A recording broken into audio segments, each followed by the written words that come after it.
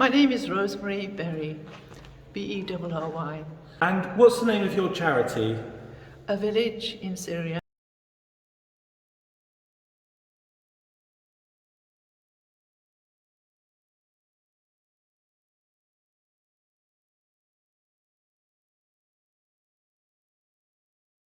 We supported the village for quite a number of years. The farm, the school, the beekeepers, a sewing group, and we got designs for a community health centre. But at that time, ISIS was very, very strong, and quite probably they threatened the village. There were also internal conflicts with the local authority. Now, we were never told what had happened, but they simply said, don't send any more money. So in 2017, we started scoping, and we started scoping in Turkey because we knew there were many Syrian refugees, and that would fit our remit, which was to help Syrian refugees. So you're helping Syrian refugees in Turkey now? Yes, it took a while to set it up. It's quite difficult operating in another country when you don't know anybody, you don't know the local authorities, you don't know who to trust, who not to trust, how to do business. So it took us a couple of years to get settled down. And what sort of things are you looking for? You're looking for financial help? At the moment, we always can use financial help, yes, although we've had a massive donation just this week, which will help us finish the new centre that we're building. And where is the new centre? Well, it's called Nalika, and it's on the Rihanli-Antakya road. Rihanli is the one crossing point that's open.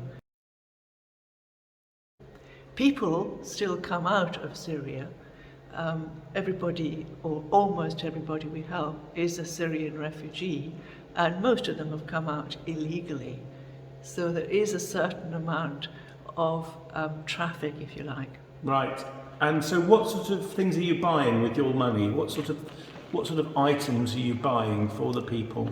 Well, it's a 5-in-1 centre. It's designed by the local people. We don't tell them what to do. They tell us what they want. Oh, I see. And the core service is physiotherapy, which covers a gamut of things from agricultural injuries, industrial injuries, there are more of those, to congenital deformities with the children. There's one case of a child being damaged by a rocket inside Syria. That's the only result of the conflict that we know, and everybody in between. So have you got a website?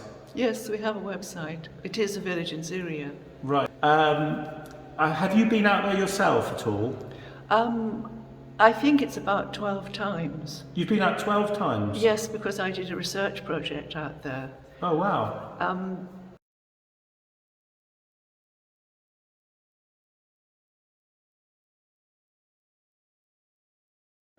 You've got some very interesting reflections about UK society as well, which you've written to me about.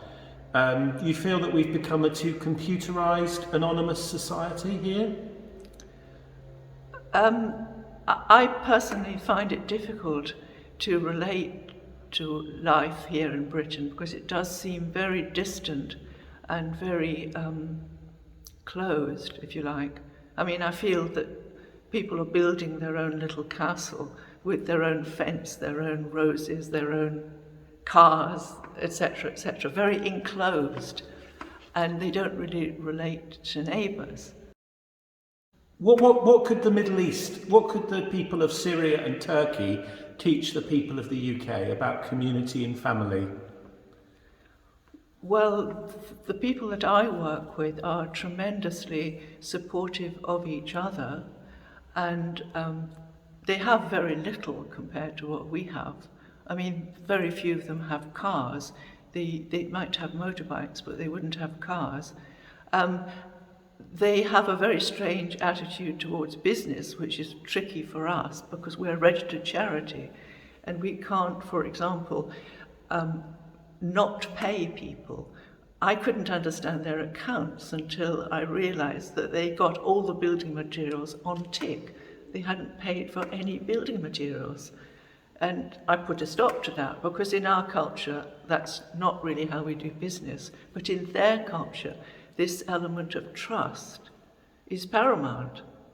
What do you mean they hadn't paid for building materials? Well, the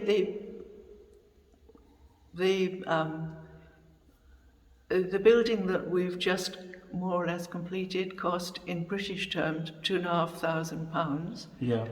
Most of that had not been paid for. They'd not paid the builders, they'd not paid the suppliers, they'd not paid the carpenters even. What? But they will do eventually. Yes, the system. They're not stealing the money.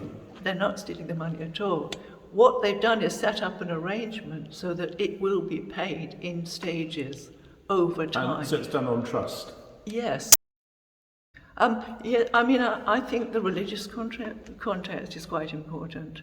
I mean, everybody knows that I'm not Islamic. You know, it's clear that I'm not Islamic. I don't wear any of the paraphernalia that people wear, and they're fairly extreme in Nalika, where the project is, so that they tend to wear black a lot.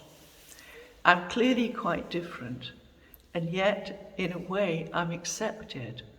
And the one occasion I remember was going to iftar with some other aid workers, and for some reason I told them that I was blessed every time before I travelled, and I was blessed in the cathedral. And there was quite a pause at this point, and I realised that this was a very powerful statement I'd made, and that far from disliking it, they respected me hugely. They respect people who have a faith. They are constantly praying for me, praying for people who are sick, and so on and so forth. So when there is a situation, and there often is, when we're in a sort of very knotted situation and we wonder what to do and so on, I get the message from Turkey, we'll pray for you. Yeah. I think that's wonderful. Sure. There is a very common bond, and the bond is humanity, regardless of anything else. Okay, well, thank you very much, Rosemary, for sharing your thoughts. It's been really good. Thank you. That's all right.